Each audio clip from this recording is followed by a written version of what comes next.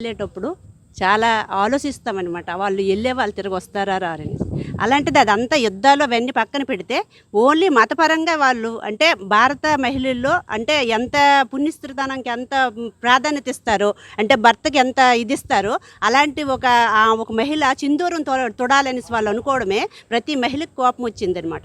అది అందరము ఊహించి ఒక హిందువులుగా అందరూ కోపం వచ్చే టైంలోనే మన ఇండియాలో ఉండే ప్రతి మహిళ కూడా దీని మీద సిద్ధమయ్యింది. ఇలాంటిది మనం ఉపేక్షించకూడదు అనేసి ఈరోజు మనం మోదీ గారు అదే సింధూర్ పేరుతో యుద్ధం ప్రకటించి మన ఒక మహిళ చేతే స్టార్ట్ చేయడం ప్రతి మహిళ ఈరోజు తలెట్టుకొని జీవించడానికి మన ఇండియాలో పుట్టే ప్రతి మహిళ అనుకుంటుంది, ఆహా ఇది కదా హిందుస్థాన్ అంటే, ఆ మహిళకి ఎంత గౌరవం ఉంటుంది కదా, ప్రతి ఒక్కరు ఊహించేటట్లు కాదు కదా పక్క దేశాలు అనుకుంటాయి హిందుస్థాన్ అంటే అంటే హిందువులంటే ఏంటి చులకన చేసే ప్రతి